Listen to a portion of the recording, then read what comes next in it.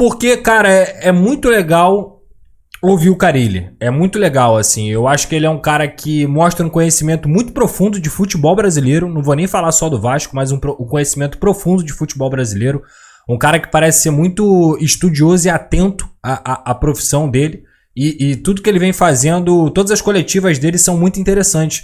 Porque a franqueza, cara, a franqueza pra mim dentro de um técnico, a educação que ele tem, e a gente vê vários técnicos mal educados aí, e muitos técnicos também que não são francos numa entrevista coletiva, isso tudo tem a ver com a bagagem que ele carregou durante toda essa trajetória dele no Corinthians, no Santos, no Atlético Paranaense, entre outros lugares que ele trabalhou, e que obviamente ele foi acumulando essa bagagem que faz hoje ele sentar à frente de uma mesa de coletiva do Vasco da Gama e se sentir muito sereno, se sentir muito tranquilo. Então eu fico realmente feliz, assim, feliz de ouvir sobre futebol, feliz de ouvir sobre característica, feliz de perceber que ele tá tendo domínio sobre o elenco do Vasco, domínio de conhecimento quando eu digo isso, e que conhece também profundamente o futebol brasileiro. Ninguém é campeão da Série A e da Série B sem conhecer o futebol brasileiro. E o cara, ele com certeza conhece muito o nosso futebol. Isso é muito importante nesse sentido, pra mim. Falando sobre o jogo, antes da gente falar sobre o mercado, e a gente vai dar algumas informações aqui interessantes para a torcida do Vasco, deixa o seu like. Ah, Pedrosa, cadê o Brian? Ah, Pedrosa, cadê fulano? Ah, Pedrosa, cadê ciclano? Não deixa o like, não se inscreve, não manda um superchat, entendeu? Não me segue no Instagram, não me segue no canal do Pedrosa e fica me pedindo coisa o dia inteiro. É isso que eu te falo. Ó, na vida, meu camarada, uma mão lava a outra, tá? Porra, toda hora eu babo aqui. Vamos lá. Cara, eu achei um jogo bem morno no primeiro tempo. Uma escalação totalmente diferente, né? Destaco positivamente a estreia do Lucas Freitas, que me parece que tem uma característica de jogo muito parecida com o Lucas Oliveira. Só que, obviamente, o Lucas Freitas é canhoto, mas é um cara que tenta passes verticais, que não tem medo de jogar, que não tem medo de tentar esse passe realmente para quebrar a linha, seja para achar o lateral ou também para poder achar o volante nesse meio campo. Acho que ficou um pouco burocrático e vi muita gente falando sobre Hugo Moura titular, Matheus Carvalho titular e tudo mais. Futebol é contexto e com o time reserva é natural também você não ter muito entrosamento, mas na minha humilde visão existe um patamar muito diferente entre o Jair, entre o Tietê e o Paulinho, e o meio formado pelo Matheus Carvalho, o Hugo Moura e o Maxime Domingues. Eu acho que o Vasco ganhou banco de reservas. O Vasco ganhou opções que vão conseguir manter essa intensidade, principalmente ao longo do jogo, nessa temporada. Exemplo, vai bater 15 minutos do segundo tempo, você coloca um Hugo Moura na partida, você coloca o Matheus Carvalho, você coloca um Payet ou até mesmo o Maxime dentro do contexto do time principal, você vai conseguir manter a intensidade. Quando você troca totalmente o time e só deixa Léo Jardim e Verratti no time titular, você vê que esse nível do Vasco cai bastante, até por característica. E eu considero os 5 volantes que eu citei aqui, bons volantes, tá? Mas o Jair, o Paulinho e o Tietê estão numa prateleira acima do Hugo Moura e do Matheus Carvalho. Eu colocaria em prateleiras, eu gosto do Matheus Carvalho, acho ele bom volante, mas em prateleira ele na 5ª colocação, o Hugo Moura na 4ª colocação. E aí eu coloco os 3 aqui, Jair, Tietê e Paulinho, numa prateleira muito parecida. Com características diferentes, mas numa prateleira muito, muito parecida. Mas que dão outra dinâmica pro jogo. É outra categoria. O Jair tem outra categoria para jogar. O Tietê tem outra categoria para jogar. O Paulinho também dá a característica da aceleração. Pelo bom jogador que ele é, pela condução ser muito positiva. Então eu senti o Vasco um pouco engessado, coisa que eu já tinha sentido no ano passado, por conta dessa dupla de volantes, o Matheus Cocão e o Hugo Moura. Eles fazem bons jogos às vezes, mas eles são jogadores que não dão a cadência necessária para velocidade e para intensidade. E eu não tô falando individualmente. O Hugo Moura, por exemplo, fez uma boa partida de novo. O Matheus Carvalho também fez uma boa partida. Eu tô falando sobre conjunto. O conjunto do meio-campo do Vasco fica mais lento quando esses jogadores estão juntos. Então, assim, o que eu quero dizer calma, tá tudo aberto. O Vasco tem 5 opções para 3 vagas. E 5 opções boas, que tem que se complementar, vai ter jogo que vai jogar com um pouco mais de ofensividade, com o Jair, Paulinho e Tietê. Vai ter jogo que vai precisar jogar o Hugo Moura. Vai ter jogo que você pode botar até esses 4 no meio, porque eles são jogadores de categoria, que podem atacar e defender, fazem o box to box, podemos dizer assim. Então, assim, nesse sentido, o Vasco tá bem servido. Então, voltando ao que eu tava falando, eu acho que o Vasco ficou um pouco engessado no meio.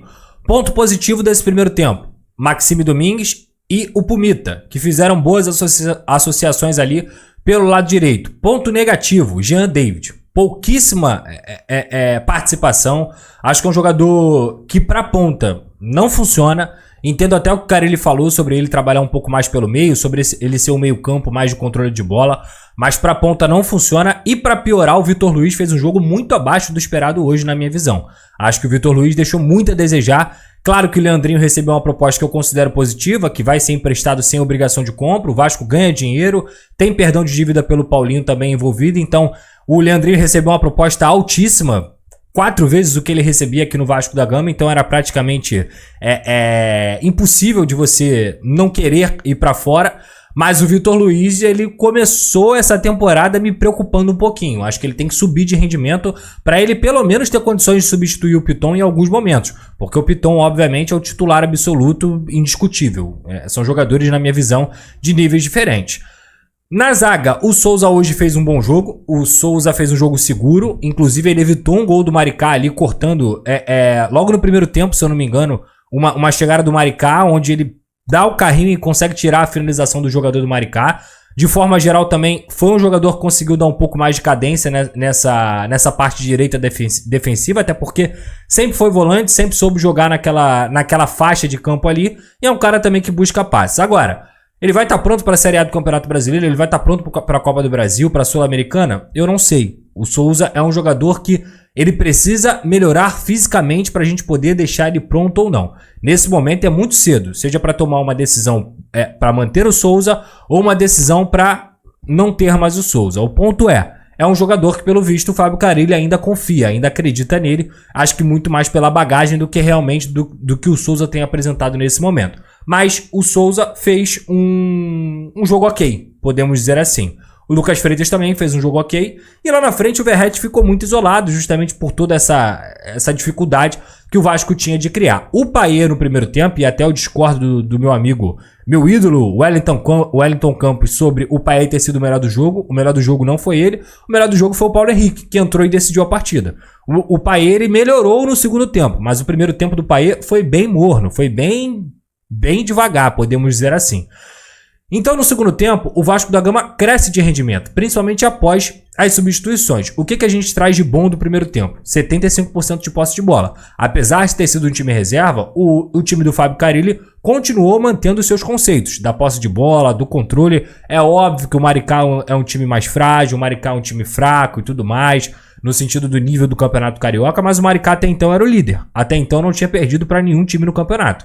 Então isso tem que ser valorizado também. E aí a gente vai pro segundo tempo, e o Vasco cresce de rendimento quando coloca a Tietê, quando coloca o Paulo Henrique e coloca o Lucas Piton em campo. O Lucas Piton, eu já falei aqui, sempre falo isso, sou fã do futebol dele, mas hoje eu vou destacar realmente o Paulo Henrique, cara. Como eu gosto do Paulo Henrique. É impressionante como eu gosto do Paulo Henrique. Que jogador dedicado, um dos caras que eu mais respeito nesse elenco do Vasco da Gama. Intenso defensivamente, sabe quando fez besteira pra voltar pra marcar, sabe recuperar a bola. É um cara também que cobre muito espaço dos seus companheiros quando também cometem erros, cometem falhas dentro do jogo. E ainda tem a coragem necessária para ter a confiança necessária para ser ofensivo, para partir para cima, para acreditar na força física dele e acreditar na perna canhota dele, né? Porque ninguém acredita mais na perna canhota do que o próprio Paulo Henrique nesse momento. Então, eu gosto muito do Paulo Henrique, é um jogador que eu respeito, que fez um golaço hoje, mais uma vez, já tinha feito um bonito gol, e é um cara que muitas vezes parece imprevisível, mas é muito dedicado e cresce no Vasco da Gama desde 2023. 2023 fez um bom ano, 2024 fez um bom ano e começa 2025 novamente com um bom ano. Então, assim, por muito tempo, o Vasco da Gama ele teve dificuldade de achar laterais, tanto laterais esquerdos quanto laterais direitos. E hoje o Vasco tem 3 ótimos laterais. O Paulo Henrique, o Pumita e o Lucas Piton. O Paulo Henrique e o Lucas Piton, para mim, titulares absolutos, apesar de eu gostar do Pumita.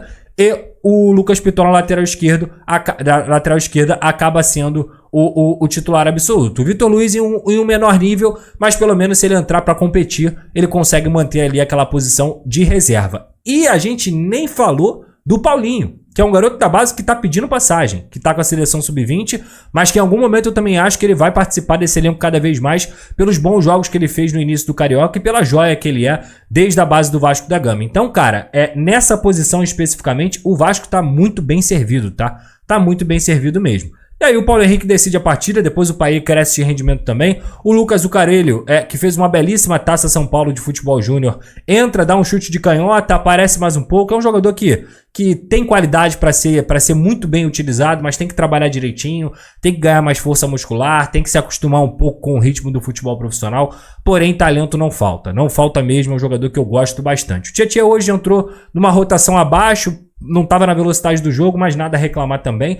Então, mais uma vitória do Vasco da Gama, fazendo o dever de casa, fazendo o que tem que ser feito, dominando os adversários de menor expressão e conseguindo ser o Vasco que a gente espera, né? Um Vasco, time grande dentro do Campeonato Carioca, tem que ganhar dos times pequenos. Essa é a minha visão. E hoje, até o momento, está sendo líder do Campeonato Carioca de forma invicta. Então, show de bola. Parabéns aí pelo trabalho do Carelli até o momento.